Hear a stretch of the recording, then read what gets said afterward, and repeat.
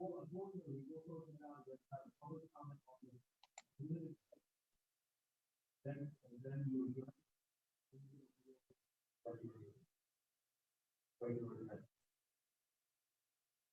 executive session, ask for public comment, open for a special meeting, if it's not the public comment for the regular meeting started.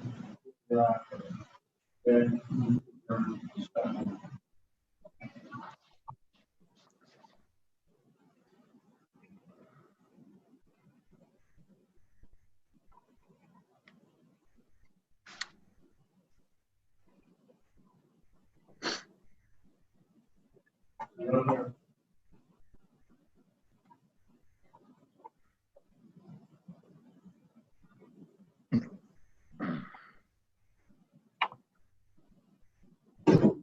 Guido, Yes, you take over now for Springfield. I'm here.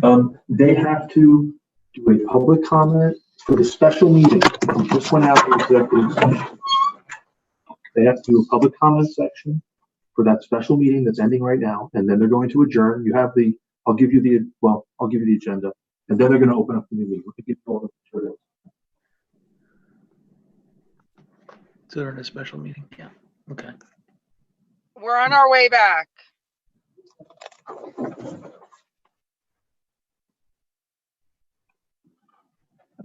Okay.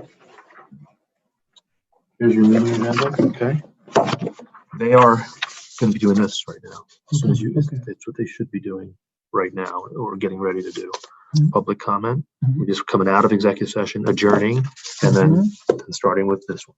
Okay. Okay, try to keep them on track. You know, if they're not on track and you know they're not on track. Okay. This feels very Brady Bunch.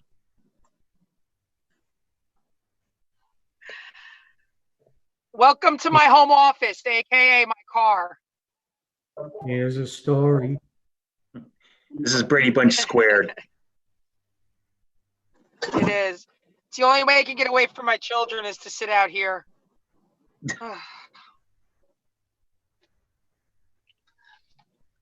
Oh.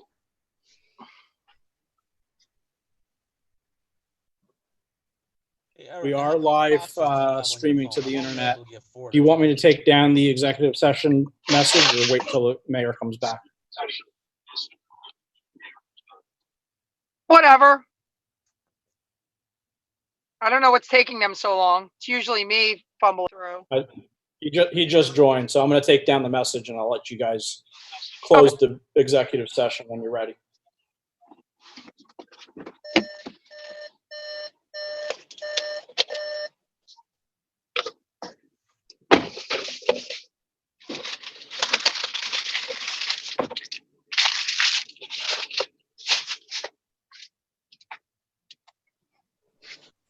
Okay, at this time,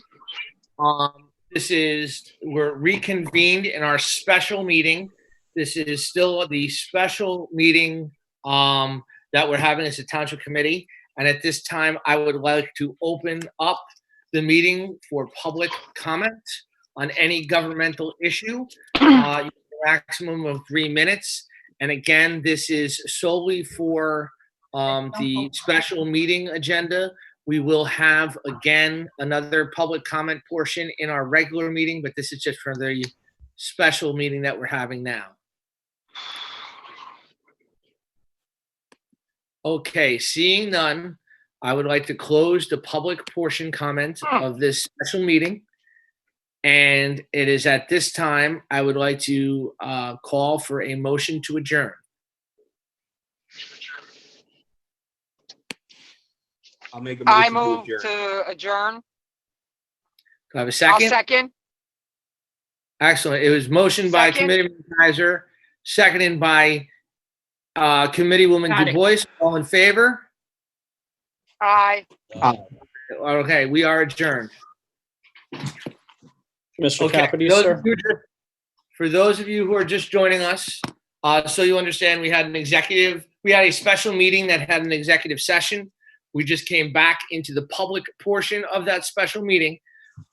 We closed out the special meeting, and now we are starting the regular meeting of May 12th. So with that, do we have everybody with us? Yes, we do. With that, I would like to call this meeting to order. This regular meeting is being held in accordance with the public laws of 1975, Chapter 231.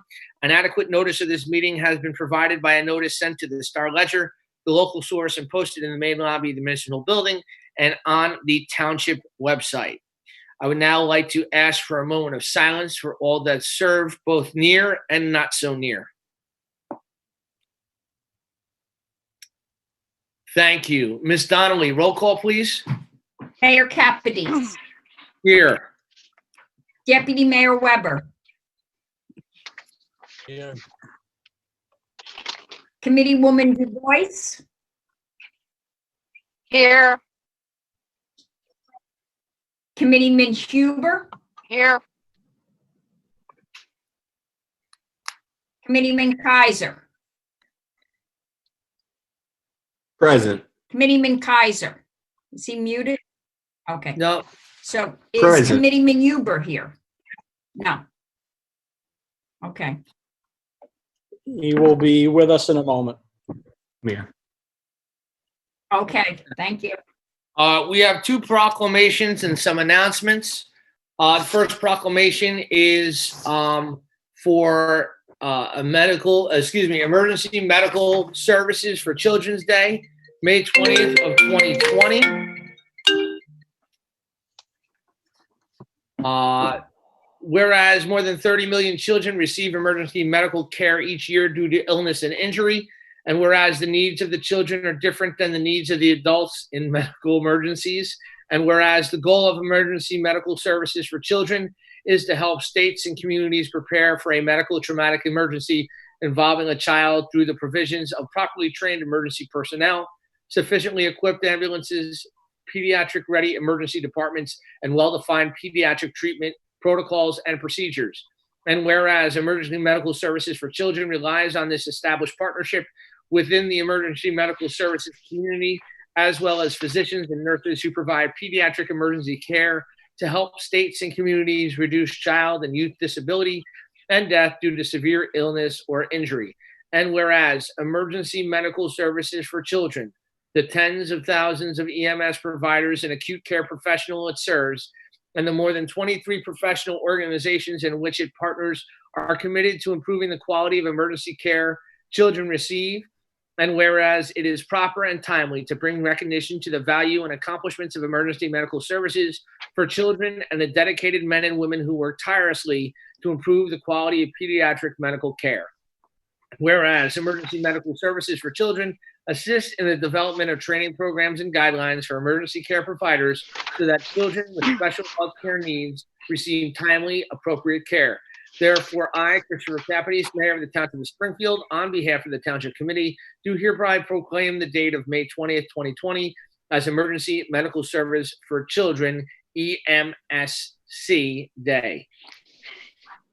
The second proclamation that I have this evening is next week is Emergency Medical Services Week. And it is a proclamation, whereas emergency medical services is a vital public service, and whereas the members of emergency medical service teams are ready to provide life-saving care for those in need 24 hours a day, 7 days a week. And whereas access to quality emergency care dramatically improves the survival and recovery rate of those who experience sudden illness or injury. And whereas emergency medical services system consists of emergency physicians, emergency nurses, emergency medical technicians, paramedics, firefighters, police officers, educators, administrators, and others who are on the front line selflessly and tirelessly responding to all in need during the COVID-19 pandemic. And whereas the members of emergency medical service teams, whether career or volunteer, engage in thousands of hours of specialized training and continuing education to enhance their life-saving skills. And whereas our township relies not only upon the members of our Springfield First Aid Squad, but also upon the generosity of those residents and businesses that provide the financial support to find EMS equipment, operations, and training. And whereas it is appropriate to recognize the value and accomplishments of emergency medical services system by designated Emergency Medical Services Week.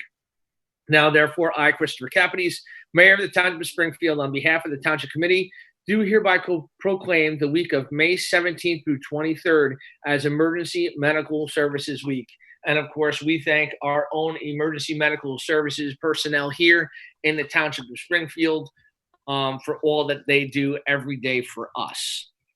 Another announcement, Springfield helping seniors, emergency grocery shopping and prescriptions pickup.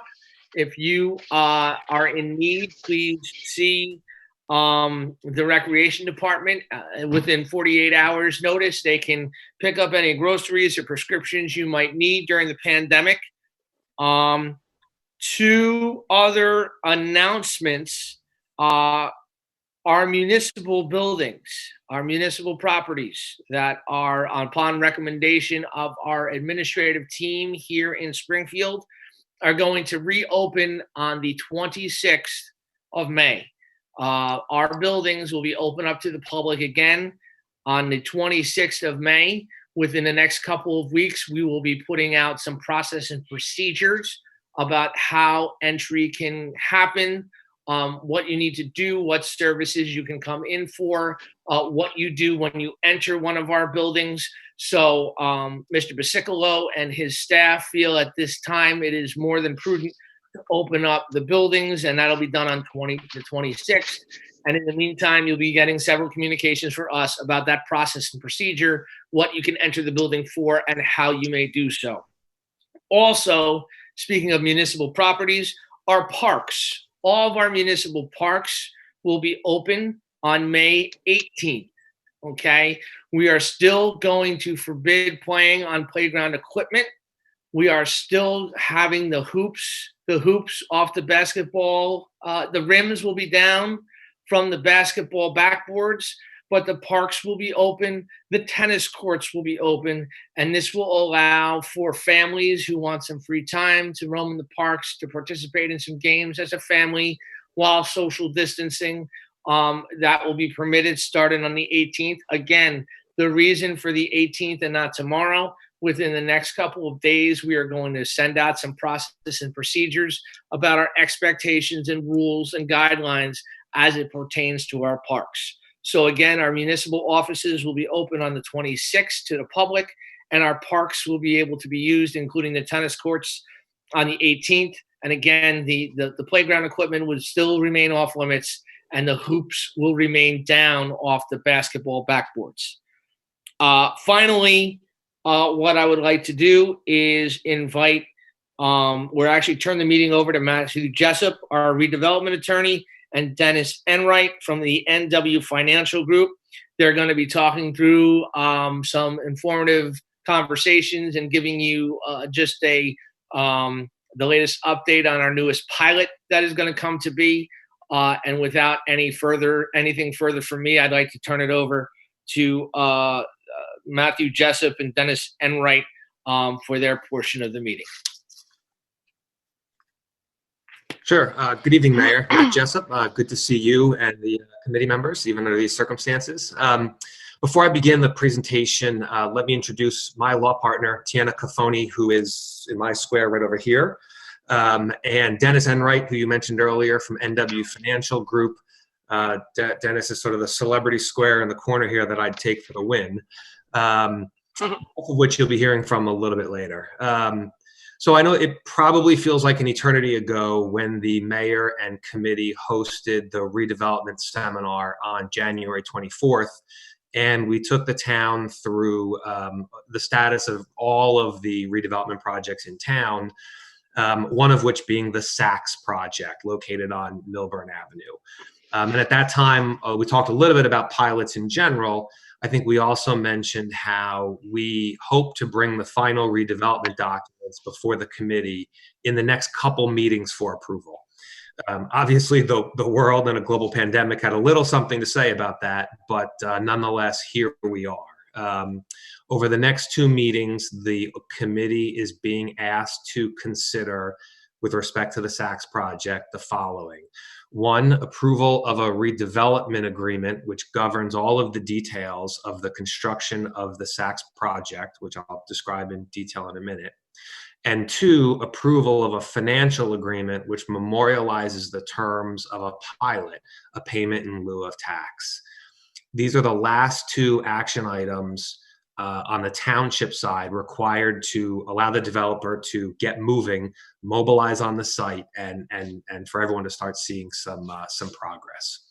So as a very brief reminder, the Saks project consists of 223 multifamily residential rental units, 47 rental townhome units, which is a total of 270 units, including 41 units that will be affordable units in compliance with the township's affordable housing ordinance and in compliance with the township's settlement agreement with Fair Share Housing Center.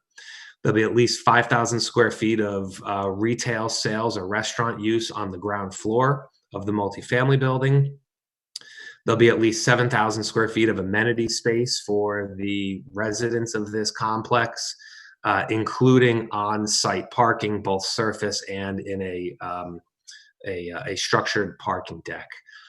The developer of this project is technically Springfield 92 Milburn Avenue Urban Renewal, which is one of the longer developer names I think that we've ever seen. But in reality, it's Garden Homes and the Wilf family. I know no stranger, obviously, to Springfield. The redevelopment agreement is approved by resolution, so that'll be presented to the committee at the next committee meeting, and we'll certainly be back to discuss any questions you all have with respect to the redevelopment agreement once it's before you. However, the financial agreement, which does govern the terms of a pilot, is required to be adopted by ordinance, and that's on for first reading tonight, presumably then with public hearing and final adoption at the next meeting. So we want to take a moment tonight at introduction of the ordinance to provide you with a summary of the terms of the pilot. So as a brief reminder from our seminar, redevelopers can seek a pilot in lieu of paying conventional taxes in a redevelopment area when the redeveloper shows that but for this pilot, the project would not be built because conventional taxes are too high. The project wouldn't be worth the risk and reward that the developer is seeking and wouldn't be financeable by a bank who needs to provide some of the construction financing. When a pilot is charged, unlike a conventional tax dollar, the township keeps 95 cents of every pilot dollar and the county keeps 5 cents. So the allocation of a pilot dollar is different to the benefit of the municipality significantly over a conventional tax dollar. With each pilot application, including the one that has been submitted to the governing body, submitted to the clerk and the mayor, which the mayor initially reviewed and provided a recommendation letter in accordance with the long-term tax exemption law. With each application, the redeveloper is required to show us their construction cost estimates, their operating cost estimates, and their revenue projections for the project. And then it's our job to independently verify and vet those numbers to make sure that the pro forma shows an accurate representation of how much the project can afford to pay in a pilot to the township. The idea here, of course, is we want the project to be built. We want it to be financeable. We want it to be successful for the developer. But we also want to make sure that the township is receiving its fair share of the revenues produced by the project as well. A pilot is typically set up as a percentage of annual gross revenue, which is all revenues of the project. So residential rental revenue, pet fee revenue, storage revenue, locker revenue, bike revenue, parking revenue. It does not include anything on the expense side. So whatever those gross revenues are, the pilot is a percentage of that gross revenue that gets paid to the township every year. And statutorily, it can't be less than 10%. So in connection with that application, Dennis Enright from NW Financial Group evaluated the redeveloper's pro forma for the township's benefit. He sat through multiple negotiations on the pro forma numbers, the project costs, the revenue numbers, and assisted the township in negotiating a pilot that will allow the project to be completed, but again, provide the township with a share of revenue that we think is appropriate for this project. Dennis also analyzed the increased costs expected to be incurred by the township in terms of your constituent budget costs, both for the township on the municipal budget side and for the Board of Ed, resulting from this project, right? We've got multiple units coming online that obviously will create an increase on services, and Dennis took a look at all of that. All of his work is memorialized in a report, which you have a copy of. And at this point, I would like Dennis to take you through that report and take you through the analysis on how we got to the pilot numbers that we are, here recommending you approve tonight and next week. Dennis?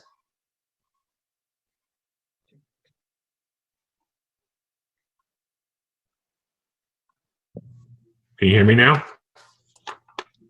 Yes, hello? Yes. Hello? Yep, we can hear you, Dennis. Yes. Yes, I can hear you. Okay. Sure. I'm still new on this technology, So the primary purpose of our report and the tasks really were to vet the developer's costs and operating estimates, identify a reasonable rate of return for the project based upon project risk, optimize the pilot percentage to the town to try to get the most that's possible for the town while still assuring the project will get built, and calculate the cost benefit to the township from the project after it is up and operating. So you have my report, I assume, yes? Yes. Okay. All right. So Matt mentioned that it was a 270 unit residential project, and he gave a good description there. The rents range from $725 to $1,045 for affordable housing, $2,066 to $3,360 for apartment units, and $5,457 for townhouse units. There's also a parking garage, which has 320 spaces, and surface parking for 58 spaces, and retail space of 6,000 square feet. So we analyzed all of that and also analyzed the developer's cost estimates, which we found his submission to be somewhat overstated. So we cut those cost estimates back for the purposes of our analysis. We then ran the project assuming conventional taxes and what would the developer be able to achieve on earnings if that were the case. With conventional taxes, his internal rate of return, which is the return on his invested equity money, would have been negative 3.25%. So obviously that's not an attractive investment. We estimate typically this type of a project will be seeking to get equity returns of 10 to 12%. We then negotiated with the developer and got them to agree to a pilot equal to the minimum you're allowed is 10%, but we got them to agree to a pilot of starting at 12% and then rising to 14% in later years. That is all on Exhibit 4 on page 7 of the report. The return with the pilot is, we estimate, at 10.27%, which is within the 10 to 12% range we believe needed to achieve feasibility and funding. And we think it offers the town, based on our experience, getting more than 12% is pretty unusual. So we think it's a pretty good deal from that point of view. We also analyzed the fiscal impact to the town, looking at how many people would arrive in town as a result of the new development. We estimate 636 people, which would increase town population by 3.59%. And school children, we estimate 24 school children, which would increase school population by 1.03%. We also analyzed the impact on the municipal budget itself for having that many people. This is more of an art than a science, but we estimate that that would have a potential impact of about $221,000 a year in potential additional municipal costs. In reality, it may not have any impact. As to the school budget, we did the same, and we looked at the cost of instruction part of the school budget because that's the only thing that would be impacted. So we estimate that if there are 24 children, the school budget could be impacted by $173,000. We understand that you have had lower school enrollment, so in reality, new children would likely be filling empty classrooms as it is, or spots in empty classrooms, so it may not cost anything as well. So the total cost between municipal spending and school spending estimated $394,000, and the project will pay in the first year, we estimate $1,083,000 in pilot payments. 5% of that goes to the county. So the town ends up with $1,029,000 less the $394,000 in costs would result in a $634,000 net benefit to the town. In the last page, which is the cost over time, the pilot over time, we show that over the course of the 30-year pilot, the town would receive about $45.6 million in pilot payments. And if you have any questions, I'd be happy to answer them. Yeah, I would just add to Dennis's report that the pilot is for a term of 30 years, which is the statutory maximum under the law. So that $45.69 million net number to the township in total pilot payments is over a 30-year term in total. As Dennis mentioned, about $1,030,000 in the first year, growing to about $2.1 million in the 30th year. And that is net of the 5% that would go to the county first. This time I want to open it up to members of the Township Committee. Does anyone have any questions for either Mr. Enright or Mr. Jessup? No? Report's very thorough. I don't have anything. All right. Seeing none from anybody else. Alex, Rich, Erica. All right. I'd like to thank Mr. Jessup and Mr. Enright for their time. We do appreciate your hard work on this, and we'll see you soon. Okay, thanks. Be well. Thank you, Mayor. I really appreciate it. No, thank you. Continuing on with the announcement, I would like to just announce that we're adding Resolution 2020-162. This resolution regarding the closure of the Springfield Community Pool and summer camps. That is the end of the proclamation and announcements. And at this time, I would like to open up the meeting to comments on agenda items only. If anyone from the public wishes to speak or comment on agenda items only, please indicate that you would like to do so. I have a Miss Blass. Miss Blass, are you there? Give me one moment, Mr. Mayor. Sure.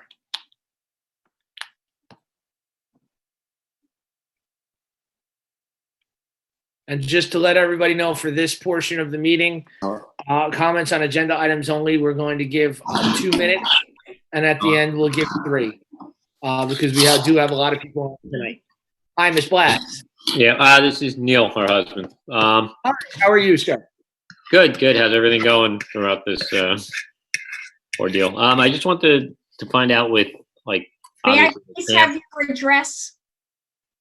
Sure. 71 Treetop. I'm sorry, we put that in the little box. 71 Treetop Drive. Just wanted to ask, like, where we were with regards to pool camp for the kids this summer and/or the pool. Okay. Well, that is, as you're aware, that's the resolution that we just announced that was added tonight's agenda. I am going to pull that from the, we're going to vote on that separately, and that's when the Township Committee is going to give their comments on that resolution. But if you have any comments that you would like to make about it, we'll certainly hear that. But the Township is going to comment on it when we go to vote later on in the meeting.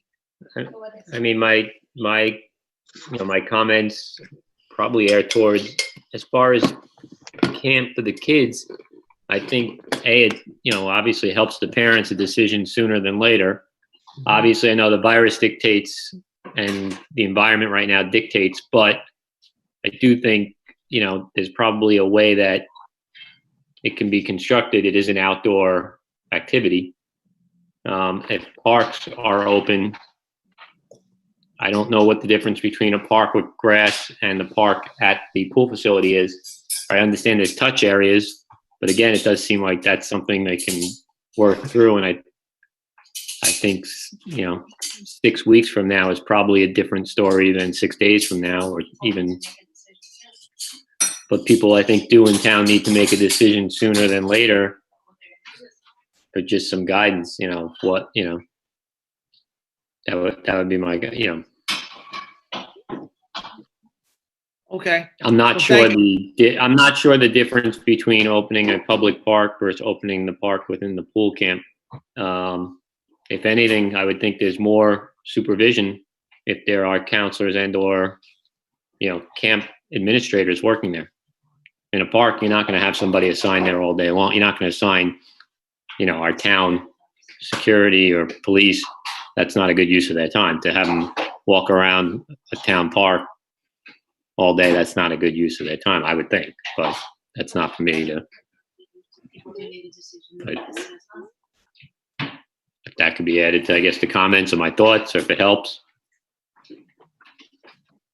No, your comments are more than welcome and definitely appreciated. And like I said, we want to hear everything at this point. And the Township Committee is reserving their comments on this particular resolution when we go to vote on it. But we appreciate your comments and we thank you for your participation. Okay, thank you. Thank you. Going to Mr. Horowitz. Please state your name and address for the record, please. One moment, let me unmute him, sir. Sure. A lot more people to scroll through today. Mr. Horowitz, go ahead, sir. Can you hear me now? Okay, I see my name, Yeah. so that's a good sign. My name's Scott Horowitz, 74 Q Drive. On the agenda item for 2020-14, this ordinance permits restaurants to utilize temporary outdoor dining areas in light of the COVID-19 pandemic. Will there be cleanliness restrictions placed on restaurants, saying like after everyone gets up, they have to wipe down a table fully? Because I'm just concerned, like, I don't see the difference of sharing a table inside for crowds and going outside using the same table over and over again. It's just, especially for eating, you're touching something, people aren't careful. I'm just concerned that could help spread the virus amongst people. This is, and thank you very much for your comments, Mr. Horowitz. This is obviously an ordinance that we're introducing tonight. Mr. Basicolo, I don't know if you want to address it now or if you want to do it when we call the ordinance. It's up to you. Yes, Mr. Mayor, we are going to address all of those things when we do a technical restaurant review, and the health department will also be involved before anything is issued as far as a permit or anything. So yes, we will address those concerns, of course. All right, thank you very much. I appreciate it. Thank you, Mr. Horowitz. Apu, next we're going to Mr. Fernandez. When you have him up, please. One moment.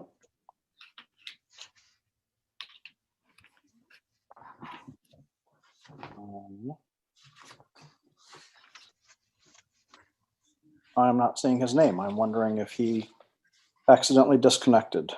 I have a 7:31 timestamp, Jerry Fernandez. His name is Jerry. Yep, I see him in the Q&A. I'm not seeing him listed in the participants panel, however. There are a few people with, I found him. Give me one moment. Mr. Fernandez, you should be able to go, sir. Thank you. Can you hear me now? Yep, we're good. Okay. Just wondering, the resolution that you just added. Excuse me, I'm sorry. Just your name and address for the record, please. Sure. Jerome Fernandez, 393 Hillside Avenue. Since we can't really see that resolution that was added, is it possible, can it be read so we know what's on, what exactly is on it? Sure, I can read it, and it will be read. No, I understand, but we're asking agenda items only, and you read it by number, so I'm just not sure exactly what's on. Like, I know it's about the pool, but not sure what about the pool. Well, this resolution is regarding the closure of the Springfield Community Pool and summer camps. I thought I read that. I thought I read that when I read the resolution. Did I'm I sorry, not? maybe I missed it. Not sure. But This what is something that- is there, like, date? Okay.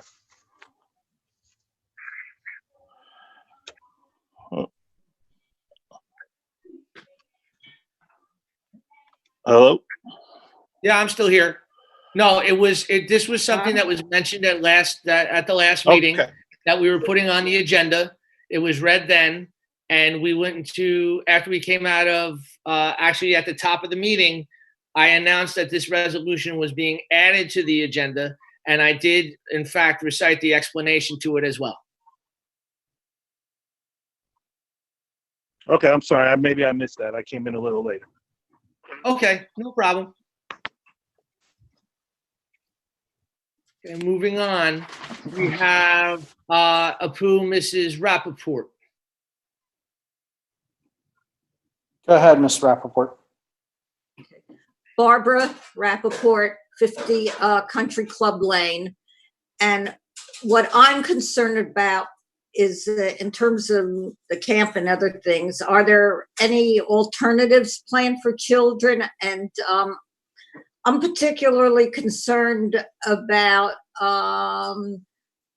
school-age kids from the middle school through high school.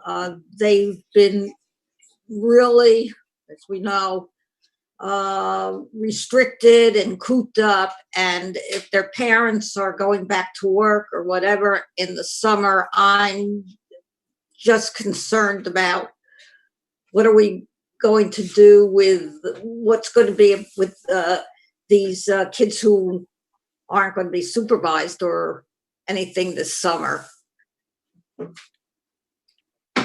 Well, we do share your concern about, the children and what's planned for the children. And that is going to be parts of that, I believe, are going to be addressed by some of the people on the Township Committee when the resolution comes for a vote. So I'm just going to ask you to stay tuned. And then if you have more comments after that, you could certainly comment at the end when we take comments from the public, for sure. Okay. Thank you. Okay, Pooh, next we have Mrs. Halper.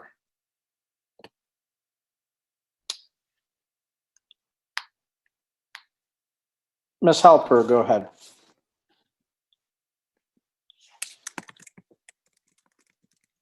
Mrs. Halper? Can you hear me? Yeah. Oh, okay. I'm new to Zoom. I've never done this before. Sorry. Okay. So I don't know. Okay. I don't know what is on your agenda, but I have 2 points I want to make. As far as the camp goes, what a lot of people don't understand, because I've been a counselor, I've been a camper, and what you have to think about on your head is that it's not fair to the counselors to have to wear a mask, or the workers, in 90 and 100-degree weather. It's very hot. It's very hard to breathe. And they're huffing and puffing, running around after children. I understand that the older people in the town, including myself, because I'm not in that category anymore, to be watching children. But it's not fair to make the people that work there wearing a mask to run around after children with masks on in 90 and 100-degree weather, to tell the children, don't touch, don't, self-distance. Then you have people at the pool that are there, and a lot of the parents that are there that don't work want to go there and lay in the sun and put their sunscreen on, and they don't want to be bothered. And then again, you have the people that work at the pool that are going to have to tell the parents that are laying there that don't want to be bothered, ma'am, could you please watch your children? You know, they're still self-distancing and they don't want to be bothered. Then you have the food, and they have to watch their children over by the food. It's a very big thing that as a Springfield resident, we have to be careful of lawsuits, people getting sick. And then what happens? You open up the pool, it's a big expense. And then we have to shut it down because of people not, abiding by the law. And it's really dangerous. I mean, New York is not opening up anything at all. There's no summer school. There are no town pools that New York provides for their students and their young adults. There's nothing. And those parents also have to go to work, and they're not going to work. Those families are going to have to work it out. I see it as a very big lawsuit for Springfield, that it's going to wind up, we're going to regress, and people are going to wind up in the hospital, and we're going to wind up with more deaths in Springfield than not. And I don't see it as a positive thing for Springfield. So everyone's entitled to their opinion, and that's how I see it. As much as I would love for the kids to be in camp and at the pool, I don't see it as a positive thing or a moneymaker whatsoever for Springfield. Not at all. I think we should keep it closed and wait for next year and pray to God that we don't have any more deaths in Springfield, and that our hospitals start lowering, the amount of people that are admitted to the hospital. And I'm not sure that Governor Murphy's even going to give us permission. He may say, you know what, it's going to increase, and we're not opening up anything. So it might be for naught, and we don't even open up anything. So there you go. And I'm not sure. I think Cranford isn't even opening up their pool. Is it Cranford or Westfield? I think it's Cranford that's not opening. Westfield is still deciding. But I have friends in Cranford, and Clark hasn't decided yet either. They're on the cusp. They don't think they're opening either. So I'm just giving you my 2 cents. That's that. I appreciate that. And I'm sorry, just for, we never got your official name and address for the record, please. Sure. It's Lisa Halper. I live in Troy Village. Okay. Thank you very much, Ms. Halper. And I have a pool here. I have a pool, and we're not opening it. So there you go. I have my own pool. The other issue, I don't know what's on the agenda, but I had a question about our taxes. Is that on the agenda? That's not on the agenda, but you can come back and ask it at the end of our meeting where we open it up for any governmental issue. Okay. Thank you very much for allowing me to speak. Thank you for speaking and joining in the discussion. We appreciate it. Okay. We have Miss Herman. And then we have 3 more after this, and then I'm going to close the public portion. In fact, I'm sorry, we have 2 more after this, and I'm going to close the public comment portion of the meeting. Miss Herman is next, Apu. Okay, can you guys hear me? Yes. Okay, perfect. Hi. Hi. First of all, I just want to say. I'm sorry, can you just get your name and address for the record, please? Right. Tamar Herman, and it's 66 Fieldstone Drive. Thank you very much. Yes. So I first of all just want to say thank you to all of the Township Committee, because I know it's not easy, and I know it's hard to make everybody happy all the time. In fact, it's impossible. So I just want to thank you, and I support you no matter what. So that's the first thing. And of course, we all want safety and health for everybody. I think what we're trying to do is do the best we can, respecting restrictions and respecting everyone and respecting the town and respecting everyone, so we can live as normal a life as we can. So, and the truth is that we don't know a lot of things, and we certainly don't know what it's going to be like in June, July, and August. We just don't know. So it's really hard to make a decision today, May 12th, when we're, weeks away from knowing what it's going to be like then. But I do have some questions that I don't know if you answer them now or you answer them at some point, but I just, I think I'm going to say, if there's anything about, I don't know when you've joined, if there's anything about the pool. Yeah. I'm getting sorry. Sorry, I just think. Yeah. So my pool question is, are they are they like a joint thing? Can the pool open without the pool camp, or are they have to be together? That's the first one. And the second one is, I mean, I don't know if all the pools are going to close everywhere, but if some of them are not closed, would Springfield consider making arrangements with another town so that people could go swim somewhere? And the thing about lawsuits is that people can always sign waivers, so that's not really an issue. But those are my two questions. So thank you. Well, thank you. And as I said earlier, we're hearing your comments. I believe, each member of the Township Committee is going to speak on this, and things of that nature is going to be covered. Great. And I appreciate you coming in and being part of the process. I really Thank do. you. Thank you. Thank you. Hearing next, Mr. Spagnola.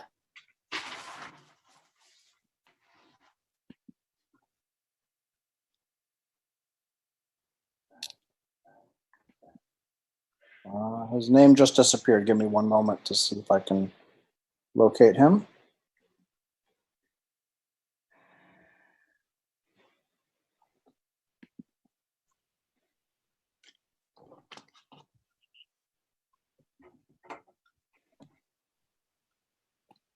I'm not seeing him logged in anymore, Mr. Mayor. Okay, I'm sorry about that, Mr. Spagnola. If you somehow got disconnected, our apologies. If you want to log back in, we'll get you in there for comments from the public at the end of the session.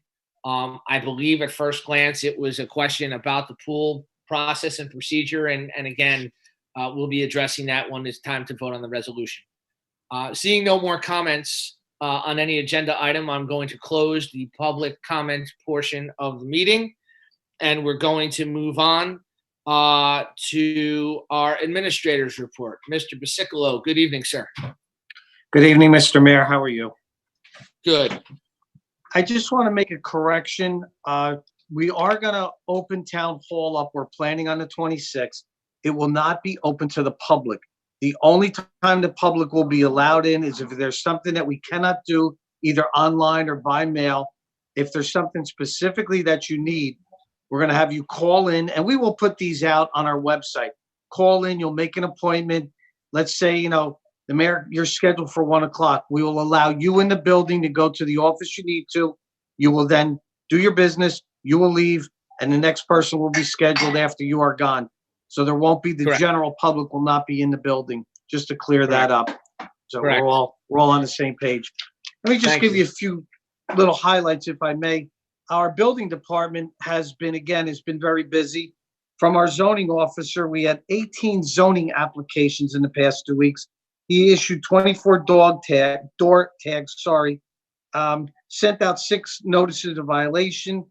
He also was out for a night inspection. We had a complaint on light glare. So they've been very busy, just almost as normal as we are normally. Sorry, that didn't make a lot of sense. From our engineering department, the planning board met on the 27th of April, and on May 4th, we approved Gomes' final site plan. I think some of you might have seen, they did put up some Jersey barriers on Saturday on Caldwell in anticipation of getting the sidewalk open shortly on Caldwell. We also approved Thermonostics. It's a new business moving in on Commerce Street. Several land use ordinances are reviewed, including the pipeline. That's all from our engineering department. I also wanted to mention that we are going to pave Benjamin in Newbrook. We're going to go ahead with that. We did get a grant. We see no reason not to do that. We're working on getting the bids together for that. From our tax collector, I just wanted to make a few comments. We currently are at almost 95% of collections. And in 2019, at this point, we're at 96. So we're almost apples to apples. We're pretty much on par with that. The delinquency rate is up slightly, but not tremendous on that. I would ask Mr. Boettcher, since I couldn't pull up his report, were there any highlights from DPW he would like to touch upon? Robbie? Hearing none? Evening, everybody. Can you hear me? Yes, go ahead. Okay. John, unfortunately, I didn't bring that report home. I got tied up after work, but just a couple of highlights to let everybody know that under the COVID-19 situation, we have increased the cleaning and disinfecting of Town Hall. We did erect some protective shielding in the library. We intend to continue that into the other township buildings where the employees interact with the public on a regular basis. That would involve the annex building, building department, the annex building zoning, and probably our tax assessor's one or office. two of the offices in Town Hall. Yes, we will be doing some portable shielding between employees where they're not able to maintain that social distancing.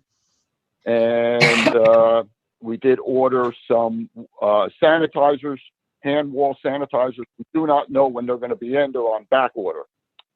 As far as for the paving portion, everything else is on hold for now. As far as other streets, we are considering some other streets to be paved, but we haven't selected anything at this time. And I did want to mention that beginning on Memorial Day, there will be bi-weekly garbage pickup through Labor Day. Okay. And we did do repair work on Chisholm, which is just about finished at this point. The interior. So that was. Yes, that's correct. I'm sorry, John, if you were speaking. No, go right ahead, Robbie. Yeah, the planned upgrades on the interior are complete, with the exception we're still waiting on some quotes for the bathrooms, and the exterior is underway, and we're about halfway through with that portion. Okay. One other thing, Mr. Mayor, each office in Town Hall will have a supply of PPE equipment, hand sanitizers, gloves, masks, et cetera, et cetera. So employees will be protected. And again, the public will be restricted. If there are any questions, please, at this time, let me know. If not, thank you. Any questions for Mr. Basicolo? No, thank you. Anyone from the committee? Seeing none, I'm going to move on to our, actually, Mr. Scalera, I want to go to you real quick. Do you have any updates for us in terms of businesses in town? Any updates for all of us to know about the statuses of our local businesses? Sure. Sorry, first of all, before the meeting. That's okay. So first of all, I just want to thank again Matt Jessup for that opening tutorial in regards to what's going on with redevelopment. We've been working over the past 9-10 years to get to this point. It's a very difficult time because of what's going on with the coronavirus and everybody being affected by it. So I can't believe 10 years ago that we were talking about this all happening. And it's a very, I mean, obviously we have a lot of things going on, but it's a very exciting time for the turnaround of Springfield. So I want to thank the Township Committee, Matt Jessup, my co-chair, Scott Seidel. You guys have all been fantastic. John, we talked earlier today. John's been very instrumental in regards to steering the ship, in regards to making all these things happen. So it's here. So it's a very proud moment for me amongst, the hard time that's going on to see we're there. So again, thank you all. You've all been fantastic. And I can't thank the Springfield residents for all their support also. So with that being said, I'll just give you a brief summary of what we're doing from the Business Improvement District standpoint. We are sending all the businesses info weekly on what's going on with stimulus packages, loans, reopenings, what to do, what not to do. So they are getting updates by email on what needs to be done in regards to reopening. We're doing a reopening checklist. It's a playbook. So we're getting that prepared for them so they have an idea of what to do. So again, our job is to work for them and help them. The PPP resources are trickling in. We are the ear to the ground in regards to it, that a lot of the companies now are getting the PPP monies that they need to survive. And just they need to have their applications, if they haven't put them in, by the end of June in order to get it. So we're really encouraging them, if they haven't done it, to do it. We want to talk about maybe relaxing now. There's a lot of things are coming on, rezoning and relaxing the sidewalk and signage issues, sidewalk sales. We were thinking about the workout places can maybe do parking lot workout. So we're going to go with the rezoning and talk to them and see how they can, lighten up on the zoning issues that are there normally, so we can start preparing, utilize the outside as opposed to the inside. And again, about the restaurants and everything, maybe possibly doing outside seating. We're concentrating on, we're going to do a landing page. We're doing it right now where we can have a Go Springfield landing page, where it's a landing page that will be, every resident can go to, and all the businesses, whether it be an eatery or retail, will be on there, and you would click on them and it'll tell you exactly, it'll go to their website, and you can be updated on whether they're open, whether they're not open, do they do deliveries, whatever the case is. But again, it's going beyond the eatery.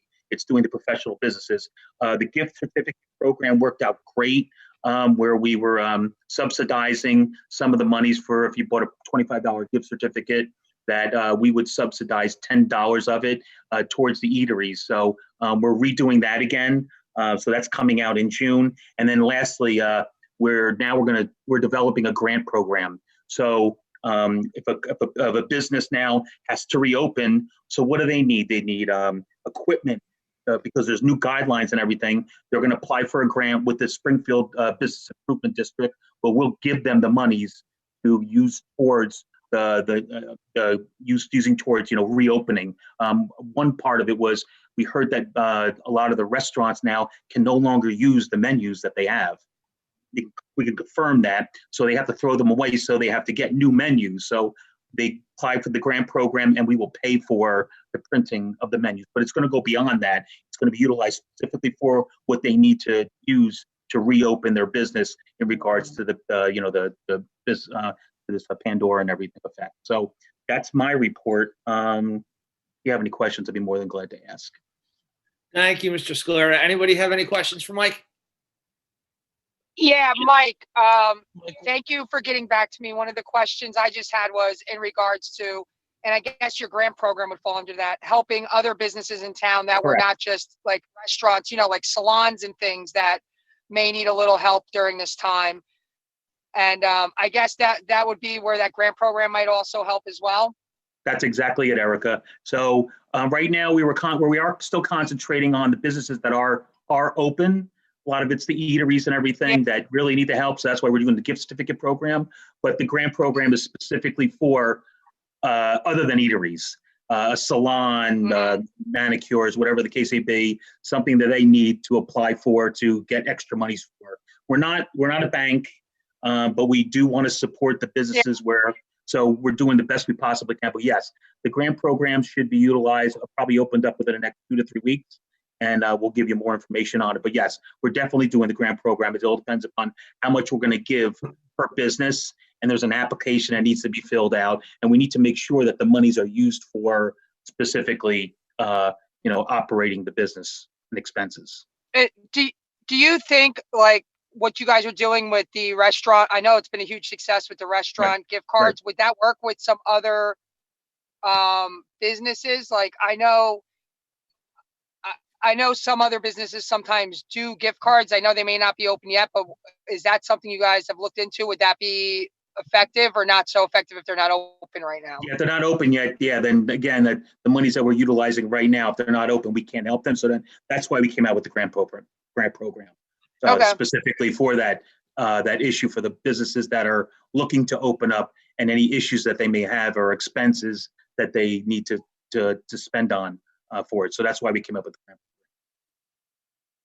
Hopefully I answered. Okay, thanks. Thanks, Erica. Any other questions for Mr. Scalera? No? That was it. Seeing none, thank you very much, Mr. Scalera. Job well done as always. And as much as you compliment us, we need to compliment you right back for all the work that you've been doing with our local business owners and trying to bring out their best and bring out the residents to help support them. And we do appreciate your efforts. Thank you, Mayor, for all your communication also and keeping us up to date. It's been fantastic. It's a group effort. It's all hands on deck, and it's certainly appreciated. Why don't we move on to Treasurer's Report? Is there a motion, please? So I would like to make a motion to accept the total amount of payroll and invoices from the period of April 29 through May 12th, 2020 in the amount of $953,509.37. I will second that.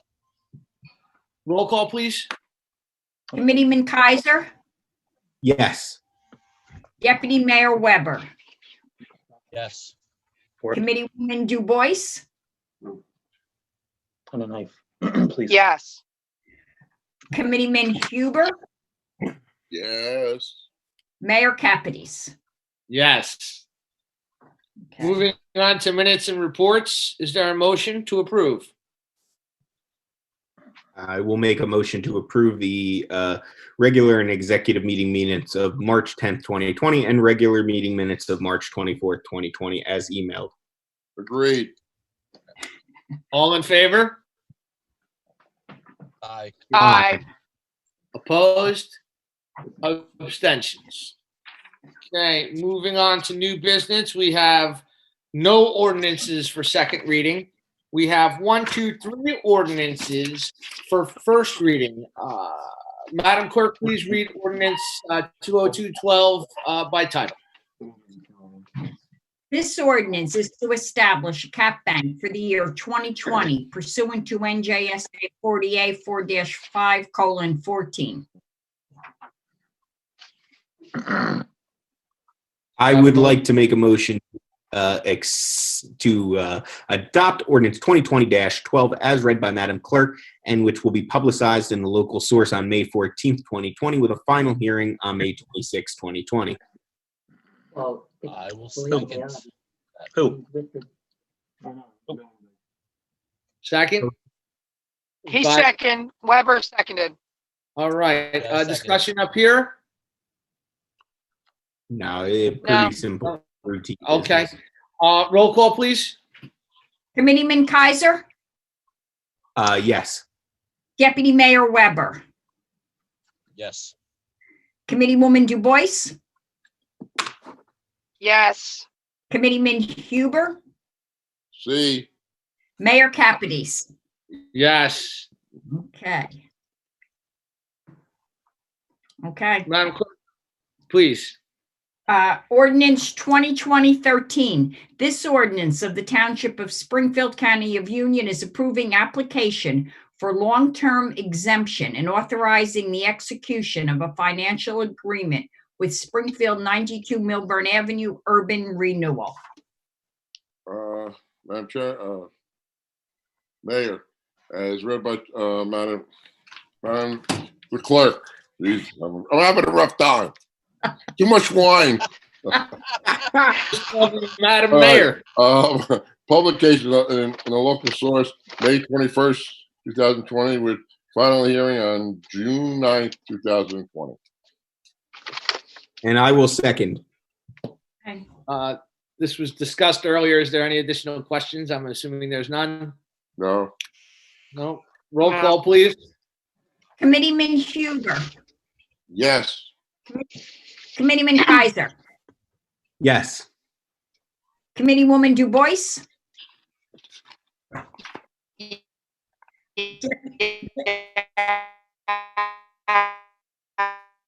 a yes? I think that's a yes. Deputy Mayor Weber, Yes. Mayor Capides. Yes. Okay. We have one final ordinance, please. Okay. Ordinance 2020-14. This ordinance permits restaurants to utilize temporary outdoor dining areas in light of the COVID-19 pandemic. I'd like to add to that ordinance, if we could, that any tables outside the restaurant must be approved by the Board of Health. Can we do that, Craig, without any problem? Why don't we make the motion and get the second, and then we'll do the discussion. I'll make the Board of motion. Health is already, the Board of Health is already included in that, Chris. Oh, is it? Okay. Just want to make Yes. sure. So I guess I'll make the motion to adopt ordinance the 2020-14 as read by Madam Clerk. Did we make it second? I'll second it if he wants. I don't care. I'll second. I'll second. I'll second. Okay. Thank you. You're a little late, Erica. So the I'm health. trying. Mr. Basicolo, can you just talk through for the benefit of the public and our businesses and Mr. Scalera, obviously you spoke to him. Can you just explain what this is for everybody, please? Yeah, we're trying to get the businesses, give them a leg up to get going again. So what we thought we would do is have some temporary dining outside. This will be done by what's called the Technical Restaurant Review Committee, which will be myself, our engineering department, our zoning officer, our health officer, our chief of police, and our fire chief. And what we'll do is they'll come in with a plan. We will look at it, review it. There will be no cost for them to gain this permit. It will only be temporary, though. I believe it's over November 1st. So it's just a temporary outdoor dining. And again, November 1st comes, it goes away. Okay. Any questions from the Township Committee? I mean, obviously this is a first reading, but any questions? No, I don't. No. No questions, but certainly a sensible thing that and a creative one that we have to consider going forward, because I think we're going to deal with this COVID pandemic for a while. So thinking of stuff like this to assist our businesses and show the public that we're taking it seriously, but are looking for an economic recovery is exactly what we need to do. Well, thank you. Yeah, John and Mayor, thank you again for, making the recommendation. We'll see how that works. But again, thank you guys again. Should we just hear you? All right, roll call, please. Okay, Committeeman Kaiser, Yes. Deputy Mayor Weber, Yes. Committeewoman DuBois, Yes. Committeeman Huber, See. Mayor Capides. Yes. Okay. Moving on to resolutions. We're going to do these by consent agenda. I'll do it slow. If you want one pulled, please let me know. Resolution 2020-157, I'd like to pull that. 2020-158, 2020-159, 2020-160, 2021. Oh, wait, Chris. Pull that. Yes. I'm sorry, Chris. Yes. We have to pull 159. I have to abstain from that. Recreation. Okay. So I'm pulling 159, 160, 161, and 162. I'm going to pull. Okay. So the ones that are pulled were 157, 159, and 162. Do I have a motion, please? So I would like to make a motion to accept the following resolutions on consent agenda items.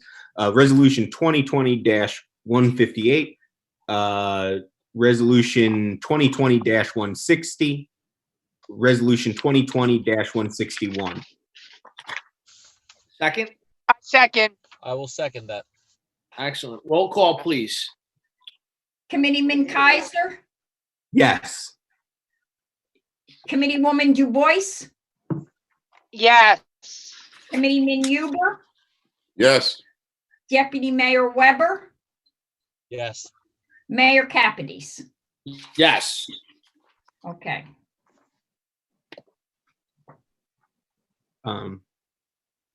Why don't Madam Clerk read Resolution 2021-157, and then Alex, you can take it from there. This resolution introduces and approves the proposed 2020 budget for the township and provides for public hearing and final adoption thereof. So, yeah. I will make a motion to accept Resolution 2020-157 as read by Madam Clerk. Do I have a second? Second. Okay, discussion. Alex? So, hey, I just wanted to pull this real quick just to run through the process. We're a bit delayed in this process due to the COVID. The budget by now is usually already adopted, but we were permitted to delay introduction by the state. So today we're finally introducing the budget. This is not the final adoption. Going forward in the next couple of days, the budget committee will announce a public hearing, which will include myself, Mr. Bisacola, Committeeman Weber, and Ms. Sherry, our CFO, and we'll hear from the public. We're still trying to figure out what's the best mechanism, whether we're going to do it on Zoom and how we're going to take questions, but that process will be announced in the coming days. And it's anticipated that we are going to have a final adoption of the budget where we will all vote to hopefully adopt it on June 9th. The budget this year is roughly $34.4 million. And in the coming weeks and days, we'll have a chance for all of us to give our comments and for the public to also. Can they get a copy online? John, is it online? It will be online, I understand, in the coming days. Okay, I want to make sure the public gets a chance to print it out if they want to see it. Next resolution. Anything further? Okay, roll call, please. Committeeman Kaiser, Yes. Committeeman, Deputy Mayor Weber, Yes. Committeewoman Du Bois, Yes. Committeeman Huber, Yes. Mayor Capides. Yes. Okay. 159, please. Okay, this resolution authorizes the refund of fees collected from the Recreation Department. I move to adopt resolution 2021-59 as read by Madam Clerk. I'll second. Okay. Roll call. Well, all right. Committeewoman Du Bois, I abstain. Committeeman Huber, Yes. Committeeman Kaiser, Yes. Deputy Mayor Weber, Yes. Mayor Capides. Yes. Resolution 162. Okay. This resolution regards the closure of the Springfield Community Pool and Summer Camp. I pulled this resolution. Obviously, we appreciate everybody's comments this evening. We certainly appreciate everyone's emails. I know that I've gotten probably about 24 emails about this topic. But the emails that I received are very well-crafted, concerns and issues and opinions on both sides of this. I will go to say that we as a township committee went back and forth on this several times through, individual phone calls and two lengthy discussions about it. This is not an easy decision for everyone. But in the end, we all agree that we feel that we need to do what's best for the town. I don't want to take away anything that anyone else is going to say, because I know that each committee person has their individual feelings on it. And I know that each township committee person wants to speak on this. But as I mentioned before last month, when I first started talking about this, there was some very valid concerns moving forward with opening the pool camp, and the recreation and summer activities this summer. We've been in consultation with our business administrator, Mr. Bisacola. We've had several conversations with Mr. Lieb, our recreation director, and it is my feeling for sure that for right now, as it stands with this resolution, I'm going to vote in favor of closing the Springfield Community Pool and summer camps. This is going to be for now. We are going to certainly wait and see as things progress in our state and in our nation about where we go. But my feeling is that I think it's the best thing to do for Springfield moving forward. I had kind of briefly said last time when we last spoke about this about processes and procedures for the pool, about taking people's temperatures, about maintaining safe social distance, about our financial impact in terms of staffing, that we would need more staffing, or God forbid that we started the pool and couldn't finish the season for circumstances beyond our control. So I am going to be voting yes to this resolution to close the pool, but I am saying yes, but also keeping my ear to the ground, and any updates and any provisions that come our way, whether it be the county, the state, or our nation, in terms of where to go. This can always be reconsidered in the future. And again, I didn't want to take away, I know a lot of things need to be said about this from a lot of different areas. That was my views, and now I'll just turn it over to the rest of the Township Committee to say how they feel. Okay. Thank you, Mayor. I agree with everything you just said. I personally would like to see the pool. We're filling the pool up because of, it has to be filled. It's been painted. You can't leave a pool empty. The pool will be filled with water. I personally would like to see the pool chemicaled and ready to go in case something miraculous happens and we find that we can open it up in a short period of time. But I am with you on it. But I do want the pool itself ready to go in case we are able to use it. Okay. I agree with everything that's been said. The pool, we have been working on it. DPW's been over there working on it. If we ever get the okay from the state and meet all the guidelines, it'll take a few weeks. We can't just open it the next day. I want people to understand that. It would take a month or better just to get it all set. But it's better. It's best for the town.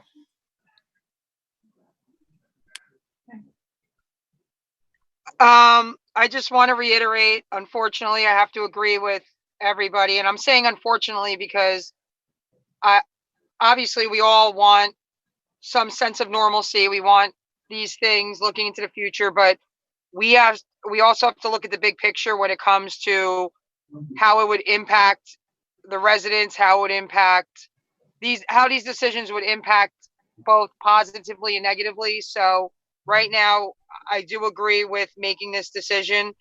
We are continuing to try to exhaust all possible avenues to, if things should open up right now, we don't even have guidance to open up pools properly. We wouldn't be able to do it, but we're looking at all possible options. We're trying to be as flexible as possible in this decision. I know this is going to be upsetting to a lot of people. All of us, most of us on the committee are pool members. We have kids that go to camp. We understand these decisions are not made, in a vacuum. It impacts us also. Like Committeeman Huber said, it takes approximately 6 weeks to get things going. We spoke about this earlier, and just the guidelines, just the modifications that to safely even consider that Adam is aware of are daunting. And it's just a lot goes into this decision. It's not to be taken lightly, and we will be flexible in this. And if we all want to think positively that maybe something better can come out of this, but again, this is one of the hardest decisions we've probably made on the committee. And tonight's not the most fun meeting because of it. So and I also just want to add that we've received about a dozen emails in regards to this, and I can't speak for everybody, but I'm relatively sure that we've read every single one. I know I have. I know the mayor's responded to everybody on our behalf, and we take your input seriously. Also, the questions that were mentioned earlier in the meeting, I thought one excellent question that was brought up that I hadn't thought of in the past was, if we do not open and other pools open, if there's a possibility to partner with them for a year for our residents' sake. That's something we haven't discussed yet, but that we can discuss further down the line. So that was an excellent question. And I just want the residents to know we are really still thinking hard about this, and we take their input seriously, and thank everybody who took time to give us their input over the last 2 weeks. and I guess I'll close it out. Yeah, certainly a tough decision, but it's one of many tough decisions that our committee will ultimately have to take in the coming days, months, and years ahead. This COVID crisis is going to impact us for a long time. There's no doubt about it, and there's no one. There will be no one happier than myself if a miracle comes in the next couple of days and weeks to change this. But the reality is that that's probably not going to happen. For the safety of our residents, for the economic stability of our town, the pool has to close. And it's not something we take lightly or do out of or glee.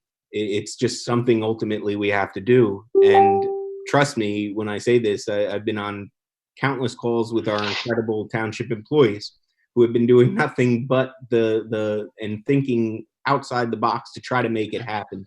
Unfortunately, right now, there's just no guidance that could safely open up this pool. And it doesn't seem like our state or country is in a position right now to start to open up these places that invite gatherings from large groups of people.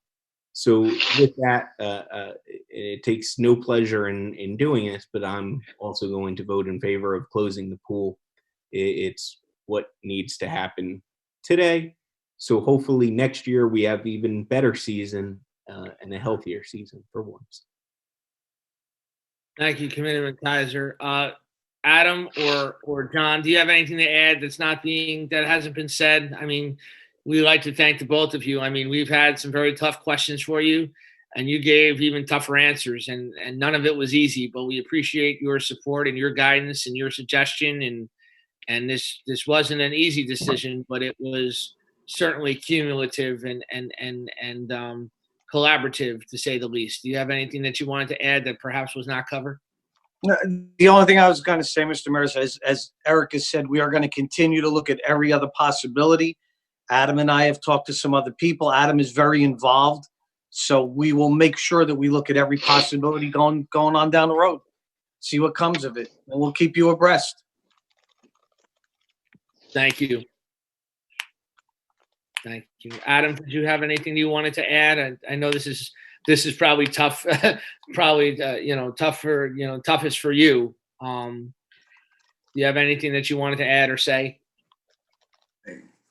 Just to echo what John said, we're going to continue to follow the state of New Jersey guidance, the health department guidance, the aquatics guidance that's out there, and we'll present that to you.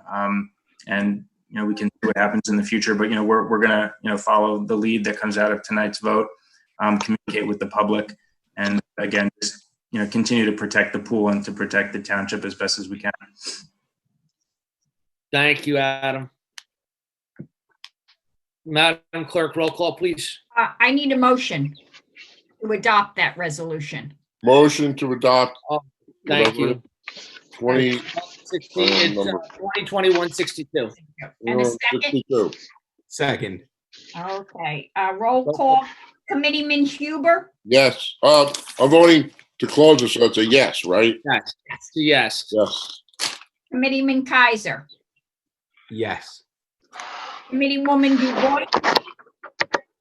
Yes. Deputy Mayor Weber? Yes. Mayor Capides?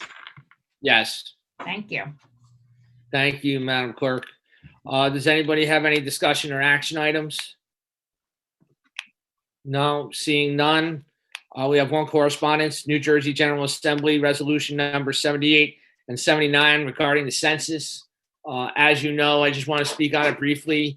We're still a couple of notches below the mark of where we should be by now with our census. If you have not already done so, there's a website for the census. You don't even need the number mailing anymore. There's even a button at the bottom of the website. If it says I don't have my number, just click on that, and you put in some demographical information and some rudimentary information, and you'll certainly be directed on where to go. So please, everybody counts, and please do your part.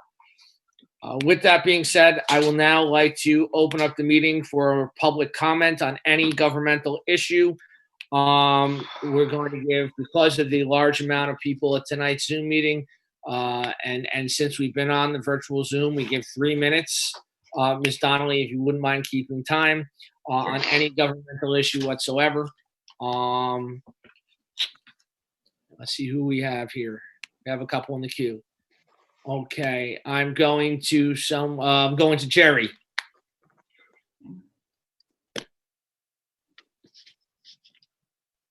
Hi, how are you? Good. How are you, sir? Good, good. Just couple of things real quick. With the pool, and I agree with your decision. I mean, I understand it and everything. Safety first, obviously.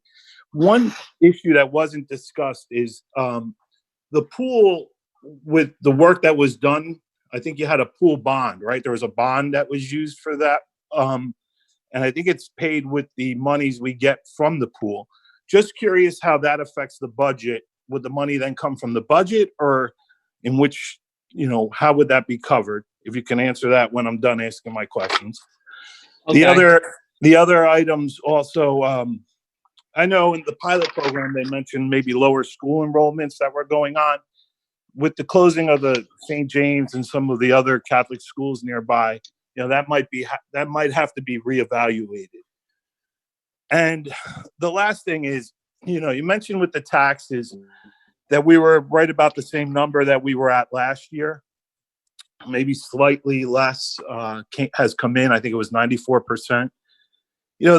Quite a few of the towns in Union County, I think there were about 16 out of the 21, even though I'm not going to count Winfield because there's only one taxpayer there.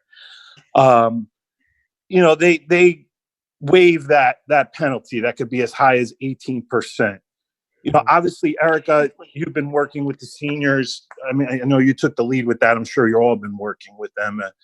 I've dealt with some that needed food, and some residents that they're waiting on this unemployment check because the state is just so overwhelmed. Maybe, if you did a special meeting and passed a resolution. I know today Scotch Plains is doing it. They have it in their meeting. I don't know if it's going to pass or not. Yesterday, New Providence passed it. Maybe it's something you can consider just to help, even if we helped a few families and not have to pay, even if it's $100 on top of what they're paying, it would help. I mean, people right now, as well as I, and our community is affected just as much as any other. And there are people that are struggling. We've raised some money for a single mom and her children last week. And, it's just, I'm hoping that maybe you would consider it. And that's all I have to say. Oh, thank you, Mr. Fernandez. Just for the record, your name and address. I don't think you did that at the top. I'm sorry about that. Jerry Fernandez, 393 Hillside Avenue. Got it. Thank you very much. Ms. Sherry, if you're on, can you just touch on his pool question, and then I can cover the other two, and I'll certainly ask if anyone else wants to chime in.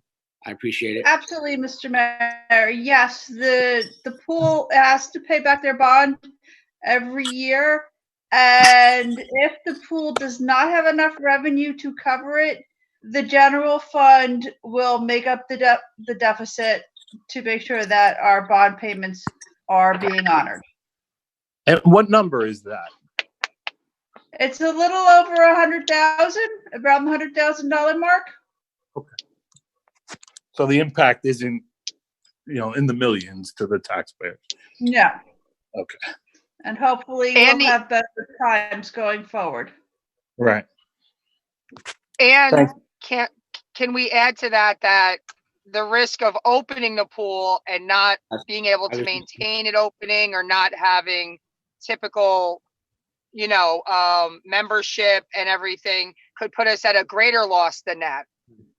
No, and again, I agree with your decision. I was wondering where the money was coming from. Yeah, we've also thought about even if we were to have social distancing in place, the staffing that we would need, the extra precautions that we would need, No, absolutely, absolutely. It would come at an expense, and again, this was not easy, and we did what we needed to do, and we thought it would be the best way forward. And again, we kept it off. We let it go a month because we wanted to hear input, because we needed input to be able to hear and make as much informed decision as possible. And we're so grateful for the residents that came forward and spoke and emailed and come to the meetings. Your other question about St. James, actually, when the day after I got the news that St. James closed, which I got to be honest with you, it was kind of a poor way they let everybody know that it was happening, to be quite honest with you. I went over and I spent some time with Ms. Ponterio, and we spoke at length about, just the closing and plans, and I met some staff there. It was their last day. It was a Friday. They had to, clean everything out because this was going to be their last year. And I know that, they did say the impact of the project, Saks, is going to be, I think they said in the 40s and 50s, and I think it was 1%. On a large scale, that is a minimal. 24. They said 24. 24. You're right. Thank you. And that's and the other thing is that in St. James, to be honest with you, and there was not a lot of. I'm really worried about those kids, because there was not a lot of those students who went to that school that were from Springfield. And that's unfortunate. But I just wanted to let you know that, as we talked about before, the impact of that planning development is quite minimal. And as far as the taxes go, we certainly, this is not something that we took lightly, or our non-action is not something that we took lightly, or that we, it's not something that we took lightly. I'm sure the county and schools didn't extend their payment, so those bills still need to be paid. Yeah, but Mayor, you have 16 towns in the county, including Scotch Plains, where one of the county freeholders is voting. Is Jerry, we're having a nice conversation. If you're going to talk over me, I'm going to end the call. We had the township incurs interest due to late payments to the county and the schools. All taxpayers are going to have to incur that extra cost in the interest of next year's tax bill. Those who can afford to pay this quarter will take advantage of the extended grace period, and it'll leave us with less revenue. But you're at 94% right now. Mortgages will already escrowed for May. August is when we might see that shortfall, and August is where we're talking about. And August is where thinking we may make some reparations for that August. Would you have to wait for the governor to permit that? And if you take the average quarterly resident tax bill, which is about $3,000, if you didn't pay it from May 1st to June 2nd, that would be roughly $38. Right, but if you're going to do it in August, if you're thinking about doing it in August, would you have to have the governor do another special, a bill to do this, or a special? Yeah, well, anything that has, actually, you know what? I'm going to go to Lauren right now. She's been waiting here all meeting, and I brought her on specifically to answer some of these questions, because I know it was a lot on a lot of people's minds. Let me, Lauren, would you like to just fill in some things for Mr. Fernandez? Sure. So just to clear the record, any townships that are trying to pass a resolution this evening to do the June 1st extension is actually against statute. No township can pass a resolution tonight to extend it to June 1st. It had to actually have been before the delinquency, which would have been today, which is the 12th. So just to get that out of the way. Secondly, in order for anyone to extend a grace period, it has to be due to a natural disaster. Other than that, it can only be extended by 10-day grace period.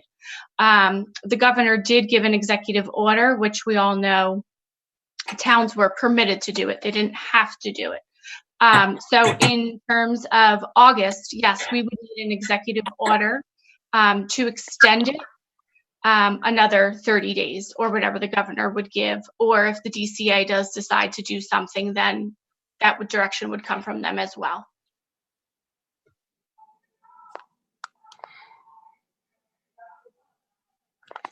Does that answer your question? Me? Yes. Anybody else? Or can we go? Just, Thank you, Lauren. You're welcome. Yeah, Thank you, Lauren. Thank you, Lauren. Your text. Next question. Okay. Was that it, Mr. Fernandez? Yeah, I think I went over 3 minutes. I don't want to take any more of your time unless you want to give me more. I want to make sure. I want to make sure that this is the best to way be honest do it. with you, since you asked me, I mean, honestly, in my opinion, and I know one of the committeemen, Alex, I think you were on board. I think this was something that maybe could have been done earlier. Just looking back now at all the towns in Union County that have done it, it's something we should have considered. But that's all. I'll leave it at that. We can debate it back and forth. We can go back, but we don't have time. You got a lot of people, but that's just my opinion. Right. And if we were in a position to do it, we certainly would have done it. It's sad that 16 other towns were in position to do it and we weren't. Can we clarify? And two of the other communities, I just couldn't get in touch with them. But I'm 18 out of 20 in Union County. I know. If we were in a position to do it, we certainly would have done it. It's only us in Summit. Only us in Summit weren't able to do it to help our residents. I know. I'm aware. Believe me, I'm aware. And it was a very tough decision, and we had to do what's best going forward. But okay. Well, again, this isn't, I guess, a place to debate it over Zoom. We'll have that time. This is the place to do it. I'm wondering what the other committeemen think. I mean, Alex, what was your opinion on this? Hey, like I said before, none of these decisions are made lightly. I personally feel that, a grace period should have been extended, but, it may have put us in a financial predicament.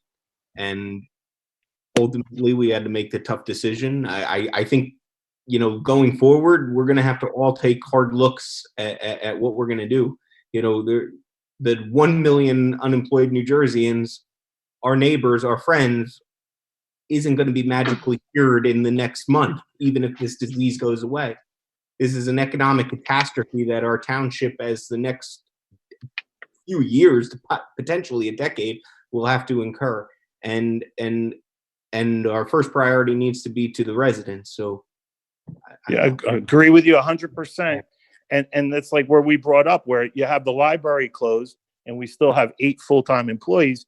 I guess they're being paid because they use the website, but those are things that need to be looked at. Mayor, can I comment, please? Sure. I just want to clarify that it was a really difficult decision for everybody, but when it comes to making decisions like this, we have professionals in place that we trust, and they are experts in these areas where we may not be. And after speaking to our experts, whether it be Lauren or Diane, and having them explain the long-term impact of making what appears to be a short-term decision that on the surface might look good, it would have impacted the same people we're trying to help negatively down the line. And we didn't want to take, well, as it stands right now, we don't want to take that chance and hurt people more in the long run. So, again, Erica, again, though, when you're looking at 18 out of the 20, there's 21, again, we're not going to count Winfield. 18 out of the 20 were able to do it. And they have same obligations we do. well, maybe they're more willing to absorb the penalty for doing what they're doing. I don't know. I haven't spoken to 18 them. out of But 20? I did, but okay. so what was their answer? What they're willing to absorb the impact No, of some of them were a little financial. Some of them paid the county already. I mean, again, you'd have to look at the numbers, but you're saying you got 90, what number were you in at? What did you think? What was going to be the percentage, for example, that come from mortgages? We're way over. All right. Sorry. We're over. Thank you, sir. I just want to add my comment to this, and I'm gonna exactly what was said.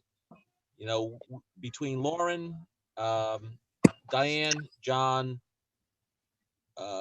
these are the people that we go to who, we entrust in our best interest. And if this is where it's going and this is what we have to do, then this is, they've got my support with a decision like this. I want to say something too. I Who's felt. that? Rich. Who's that? Rich. My voice is too high. I felt people were putting money away every month for the taxes. This one it was okay. The next one coming is going to be harder. I think for everybody in the state. Yeah, I mean, agree. And that's why maybe next time we could do something. But we could this time. We wanted to make sure everything was on time.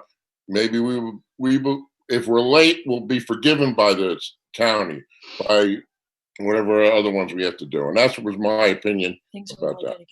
And sometimes I feel like we have to look at our own town and not compare ourselves to everybody else, because at the end of the day, truly, we're only responsible for the Township of Springfield, and that's who we have to take care of. So sometimes other people might make decisions to do different things, but I can say after discussion with the Township Committee that we truly looked at the Township of Springfield and made sure that we were going to be okay. And that ultimately, I think, is what's most important when we make decisions like this, and not worrying about comparing ourselves to other towns. You're right, but you also have residents in our town right now that are in such dire needs that sometimes you have to work hard to find ways to make it happen. Exactly, and we don't disagree. Well, let me finish, because you brought it on. I dealt with Michael Quick, and we worked with other issues, and we went back and forth and found ways. I mean, when we switched the state healthcare plan, that wasn't easy. Those were battles. This doesn't have anything to do with that. I get it, but I'm saying sometimes you have to. Sometimes you have to. Way over the time. Okay, you know what? Sometimes you have to challenge. I let you go longer because I know you had a lot of comments on Facebook, and you guys set policies. Remember that. Thank you. Thank you. I wanted to allow Mr. Fernandez. I apologize, and thank you, Lauren, and thank you, everybody, for your time. Lauren, thank you for your professionalism. I certainly appreciate it. Thank you to all of our people, Diane, who worked so hard for us for so much time answering phone calls. And again, I just want to implore everybody, if you have a question about our township committee and how we do things and how we run things, this is the forum to do it. This is the forum to take it to. These are the direct people you want to answer to. Everybody's here. Everybody's going to be here at every meeting. These are the people you hold responsible. These are the people you bring your questions to. And this is the best place to get your answers. With that being said, I'm going to go to Maria. Maria Apu. Hope it's not the sound. Maria, I believe you're unmuted. Yes, can you hear me?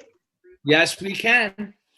No, I just wanted to express my support for you and your committee for the decisions that you've made. And I think the one to close the pool is the best one with regard to the safety for our community. And I just want to thank you. May I have your name and address? Maria LePage, 3515 Park Place. Thank you. Maria, thank you for your kind words of support. We appreciate it. You're welcome. We're going to go to Lisa Halper, Apu. Can you hear me? Yes, we can. Okay. So I'm a little probably more careful than maybe some other people. I've had two people very close to me who passed away from COVID-19. So we're sorry for your loss. Thank you. And unfortunately, it's not great when you have to watch a funeral over a video. It's very upsetting. So anyway, I'm one of those, like I said, who's extra careful than some people who may walk around with, they don't have their mask on, whatever. So in your meeting, I heard you say a couple of things that I just would like you to clarify, if you don't mind. Mm-hmm. So you mentioned that at some point, that you made a motion about having some restaurants open and having them till November out on the sidewalks to get businesses going. That's one thing. Then you mentioned about town hall. They'll have to make, first you said it would be open, and then the other gentleman corrected you and said, or just clarified that you'll have to make an appointment to be able to go inside. So I wanted you to just clarify that that's the way it's going to be. And then the third thing you mentioned was you're going to be opening some of or all of the parks in Springfield, but not the things for the kids to climb on. And my concern is basically that. I just wanted to make sure that the parents can't go there with all their kids and playing and things like that, that they're just going to be because Governor Murphy I watch the things every day, and I just want to make sure, it's not that I don't want things to be back to normal, but I want us to ease into it slowly. I have a really bad taste in my mouth for losing 2 people. And if I go outside and I'm walking around, I want to make sure that everybody's safe. And so I just wanted you to clarify that the parks are going to be open in Springfield, which I think is great, but that it'll be for people to be walking around and not congregating. And will our police be, monitoring a little bit, driving around maybe, just to make sure everybody's safe and that kind of thing. And if you could just clarify, and I'm sorry to be upset, but it just. No. And I appreciate you sharing that with us. And thank you for sharing that with us. I know that was difficult to do, and I'm very sorry for your loss. Thank you. As far as the parks go, it's again, there's not going to be any basketball played. The rims are going to stay down. We're going to rope off the playground equipment. And this is, again, you're still going to be keeping your social distance. We're still, we're still, if you happen to see people in parks that are not supposed to be there or congregating in an unsafe fashion, you would call the police just like when they were open before we shut them down, and the police will come by, get on the megaphone and ask them to disperse. And again, we just got to look out for each other. I mean, this is going to work. We got to look out for each other. Okay. So they're going to stay closed still for a while. You're just going to do the rest of the parks and things. Right. Because we're going to open them on the 18th. And between now and the 18th, we're going to send out some information. Okay. So that way people will know the expectations when the parks do open. So everybody will be on the same page. Okay. And then restaurants, when does that start? Well, this has to do with, we did the first reading tonight.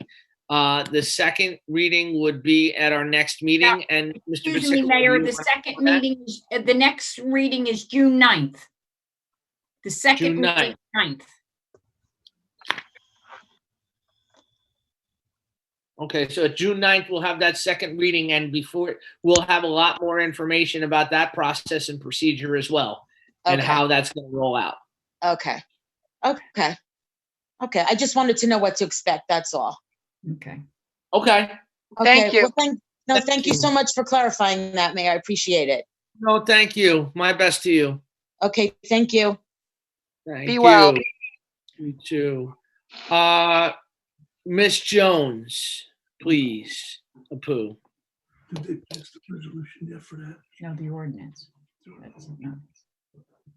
Wendy Jones. Ms. Jones, you should be able to unmute yourself. I've got it all day. Okay. Yeah, I'm watching the clock because I do this myself as a facilitator, so I think I can do this in 3 minutes. All right. First of all, the pool, it's a difficult decision, but you made the right decision. I don't know how you could get all the children and everybody to do what they're supposed to do. It seems very impossible, and it's too risky. I had an event planned and for July that I canceled in April because it just, I couldn't do it anyway because the place wasn't going to be open. But even if it had been, I wouldn't risk people's lives for things like this. So you're doing the right thing. I realize it's difficult. Now, about the comment about the library, I must say I'm biased. I'm a writer, a reader, and a publisher.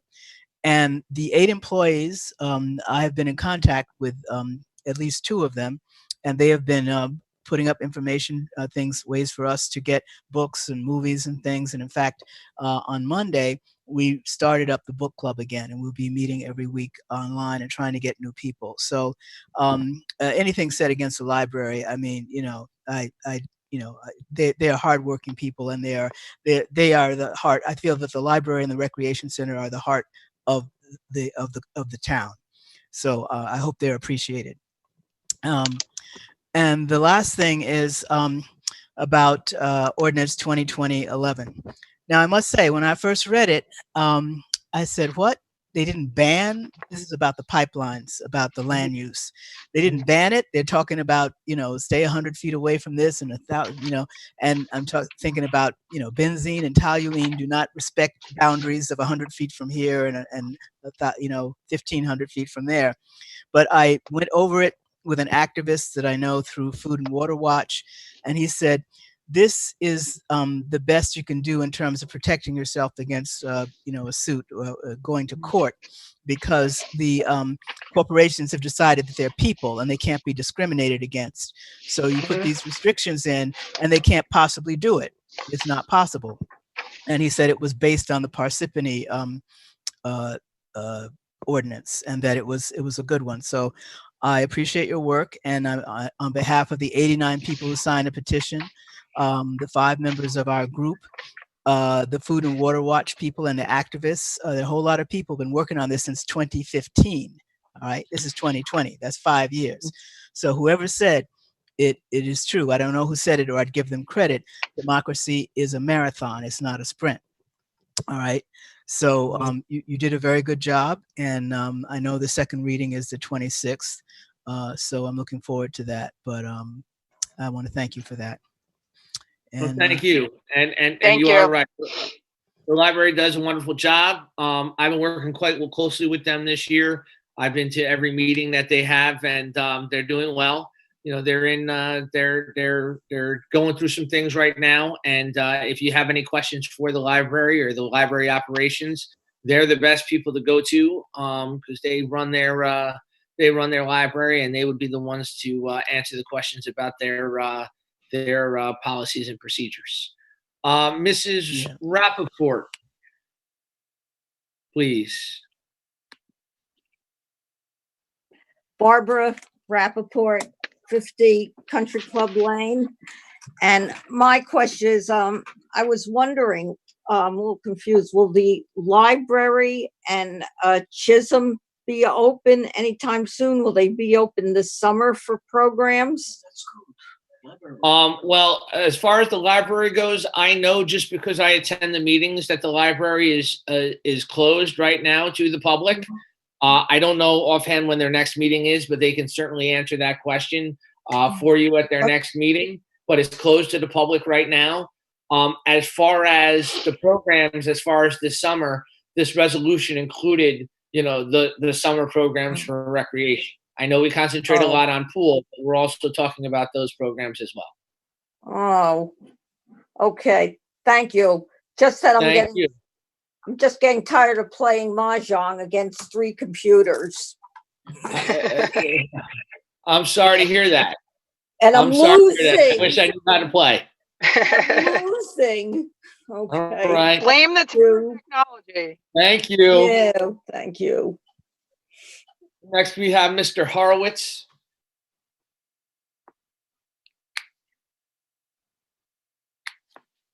Hi, everybody. First, I'd like to thank the committee for their leadership during this time while my computer gets unplugged. Scott Horowitz, 74Q Drive. Mr. Fernandez's comments were very disturbing to me.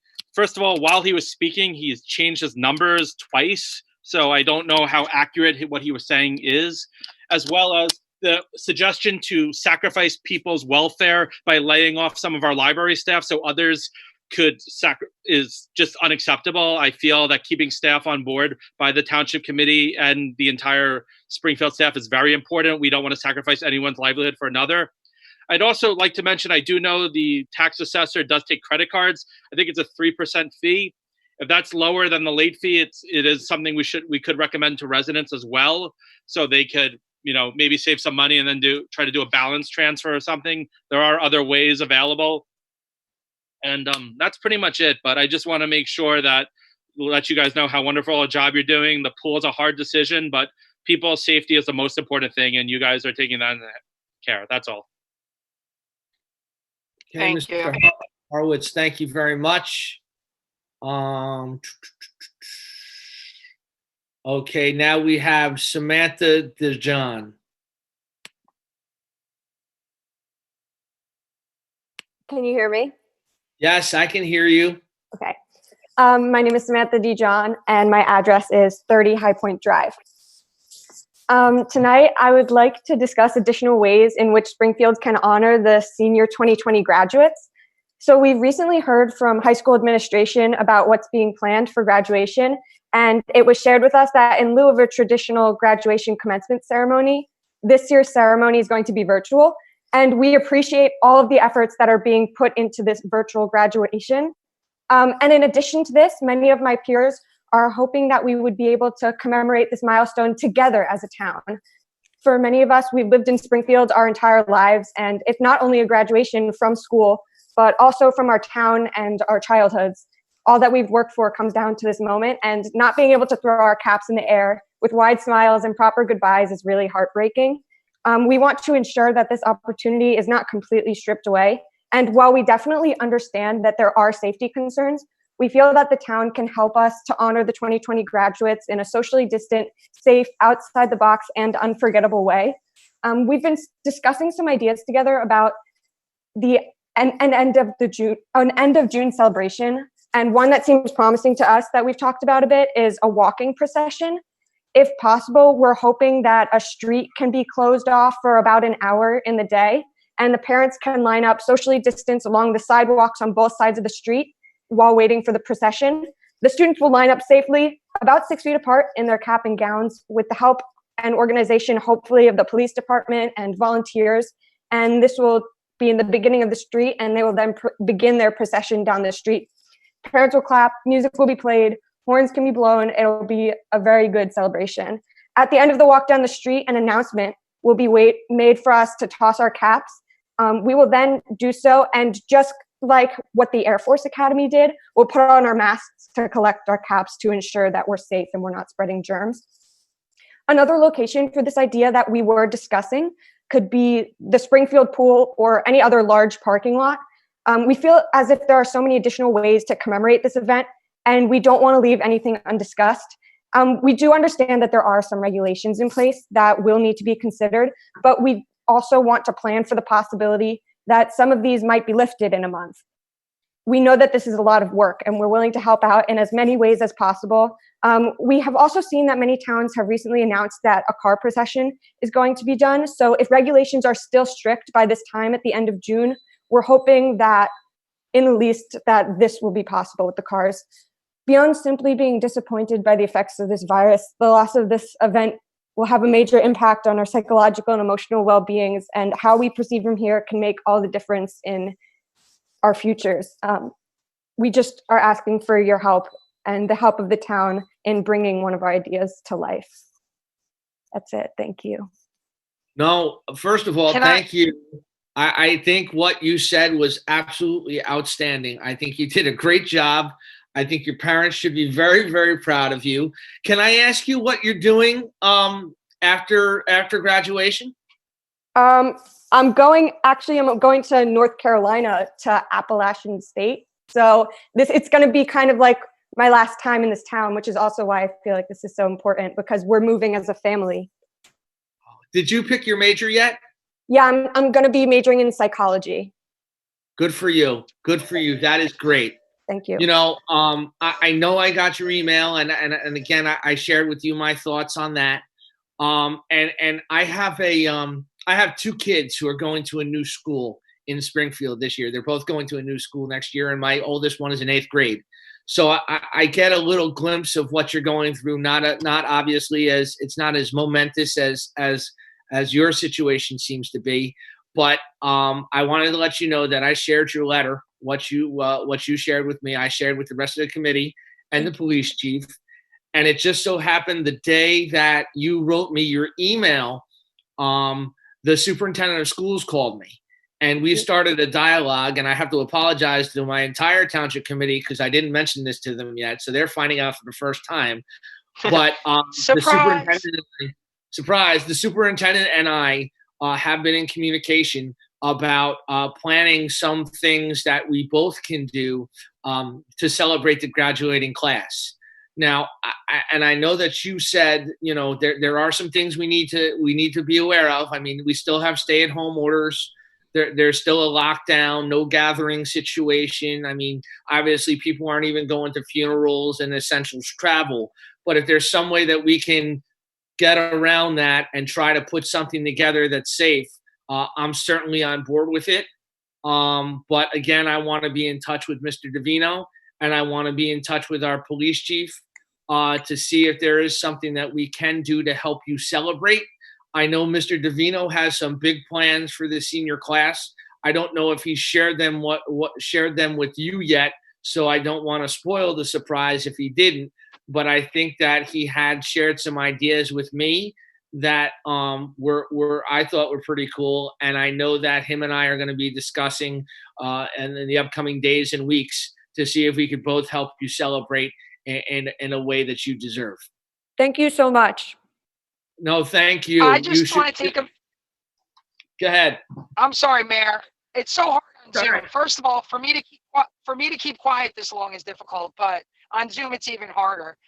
I just wanted to thank you for sitting through an entire meeting of adults having conversations that are not easy, so you can share, as a young adult, you could share your concerns about your graduation. I think you did a remarkable job. I think it was really eloquent. My daughter's a freshman, and I know like how special Dayton is to you guys and how this year is not working out the way you probably planned it. But we, like the mayor said, we all want to, you know, within the realm of what's going on right now, to try to support you guys. So we're all for trying to help you out as long as it's within, you know, the boundaries of what we're living in right now. And if you have any ideas further, shoot them our way to your parents, or, you know, we're parents ourselves. And I just want to thank you for, and I think it was Spencer too that sent the email, right? Yes. I just want to thank you guys for sending the email, and we're definitely keeping an open mind to all. We're just keeping an open mind to all. Thank you. Hey, just one last thing. Samantha, you're class president, right? Right. Yes, I am. So, congratulations, Madam President. Good luck in school. You have a bright future, certainly ahead. As the only one that is a Jonathan Dayton alumnus myself up here, we're all in this together, and definitely want to send the class of 2020 off in the right way. And I don't know for a fact, but I'm pretty sure I'm the last class to graduate and do their ceremony in the tennis courts at Jonathan Dayton. But now maybe you guys might bring somewhat that tradition back. So best of luck. We're here with you, and we know we want to send you guys off the right way. Good luck in school. You'll do fantastic. Thank you so much. That really means a lot to all of us and our entire grade. Thank you. Can I just throw something in? Absolutely. From coming to meetings over the years and to listening to the young lady now, I've seen a lot of young people come to our meetings and speak. And I just got to say that it's a testament to the way their parents have raised them, but it's also a great testament to our school system. I mean, I love hearing young people be vocal like this and come across with great points and do the work they do to look into something before they just come out and spout something out. They do a lot of research, and they're very well spoken, and I just wanted to acknowledge that. Thank you. You're welcome. All right. Seeing no other public comments, I would like to close the public comment portion of this evening's meeting. And I do want to go to Mr. Scalera, who had a couple of quick points he wanted to share with us before we signed off. Mike? Yeah, thank you, Mr. Mayor. Really quick. So every week, I meet with all the chamber heads in the area, Summit, Westfield, Madison, Chatham, Short Hills, Maplewood, and we discuss from a business perspective what's working in their town, and we get creative ideas, what's working, and we try to apply what's happening in Springfield that they can apply to their businesses in their towns, or vice versa. So I was just curious that maybe, because here's the issue that I see. We may not open up the pool and another town opens up the pool, or the other town we may open up restaurants on outside and the other town may not. And then all of a sudden residents are going, how come we're not doing it in our town? So my question would be, would there be a forum where the mayors locally in the area can get ideas on how their approach is to all these issues, and then you create ideas behind it? Because again, once we do something, another town may go, well, why aren't we doing it? And then the other end of it is another town may do something, and then we go, well, how come we're not doing it? So I was wondering if there was an outside forum where the mayors can get together and share ideas on what they're doing, because it's changing daily. That's my input. No, I appreciate it, and that input is well received. And I know that during this COVID-19 pandemic, I mentioned before, that there is a county call for the mayors every day, that we take to get the latest updates and numbers. So it's mayors on a conference call throughout Union County, along with our county representatives and our Senate and legislative representatives, and we share information, and everybody's talking about the same thing, and everybody's minds are in the same place. And it's something we can definitely turnkey for the future, and that's a great idea, and I appreciate it, Mike. Yeah, let me know, Mayor, because again, I can reach out to all the chamber heads. I know you guys are doing it. I know you're like getting the information, but again, every town is different in regards to what they're going to, what direction they're going into. But if you need me to, we'll talk about it. But reach out to me. But again, it's great what you're doing again as usual, and I appreciate all your help. And thank you. And thank you once again to all of our volunteers, our professionals, our employees, who's the backbone of our township, and they're true professionals. And before I ask for an adjournment, I just want to remind everybody again to get the best and most updated information. It's always best to do the Township Committee. I appreciate your patience tonight. I know this was a longer meeting. I know Zoom is not the best, but even if it's not Zoom, I would recommend anybody who's anyone, come to a meeting, make your voice heard. This is where you get all your information. Thank you very much. And without anything further, can I ask for a motion to adjourn? Motion to adjourn. I didn't even finish my sentence. Do I have a second? Second. All in favor? I was muted. Aye. All right. I voted against adjournment. Be safe. All right, thank you. Good one. Okay. Good night, everybody. Night. Third, fourth, fifth. Can't. Let's go.